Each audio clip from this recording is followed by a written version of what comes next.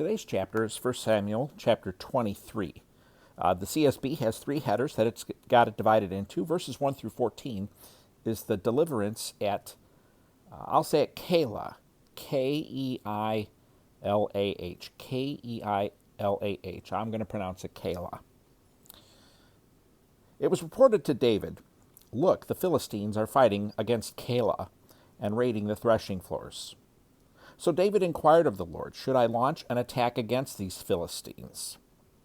The Lord answered David, "Launch an attack against the Philistines and rescue Keilah." But David's men said to him, "Look, we're afraid here in Judah. How much more if we go to Keilah against the Philistine forces?"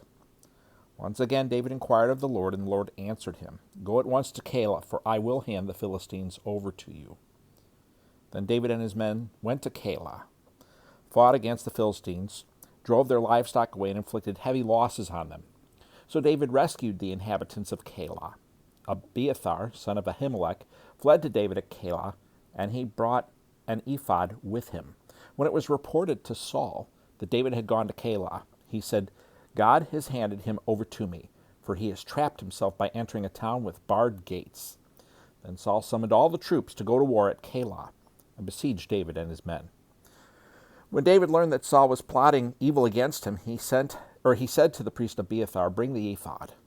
Then David said, "Lord God of Israel, your servant has reliable information that Saul intends to come to Keilah and destroy the town because of me. Will the citizens of Keilah hand me over to him? Will Saul come down as your servant has heard? Lord God of Israel, please tell your servant."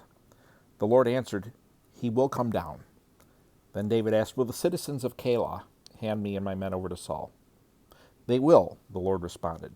So David and his men, numbering about 600, left Keilah at once and moved from place to place. When it was reported to Saul that David had escaped from Keilah, he called off the expedition. David then stayed in the wilderness strongholds and in the hill country of the wilderness of Ziph. Saul searched for him every day, but God did not hand David over to him.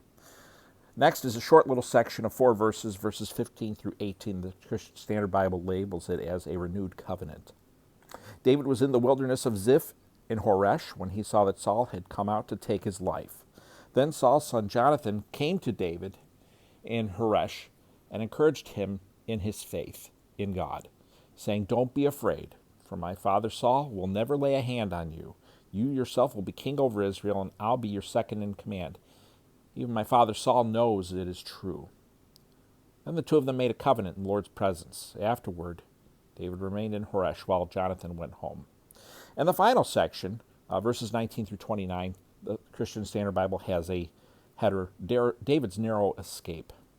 Some Ziphites came up to Saul at Gibeah and said, "Isn't it true that David is hiding among us in the strongholds in Horesh, on the hill of Hakilah, south of Jeshimon? So now whenever the king wants to come down, let him come down. As for us, we will be glad to hand him over to the king." "May you be blessed by the Lord," replied Saul, "for you have shown concern for me. Go and check again. Investigate where he goes and who has seen him there. They tell me he is extremely cunning. Investigate all the places where he hides.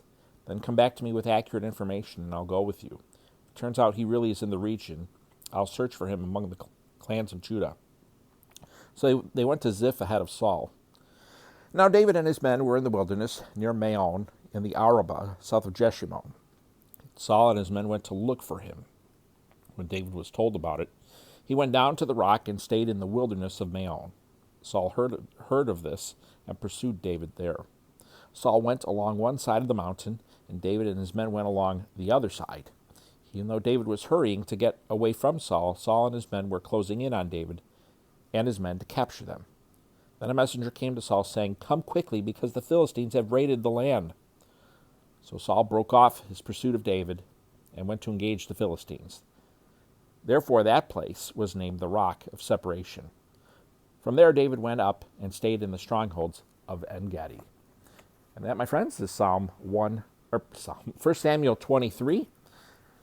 Thanks for watching and listening. Hope you have a wonderful day, and I hope to see you here tomorrow.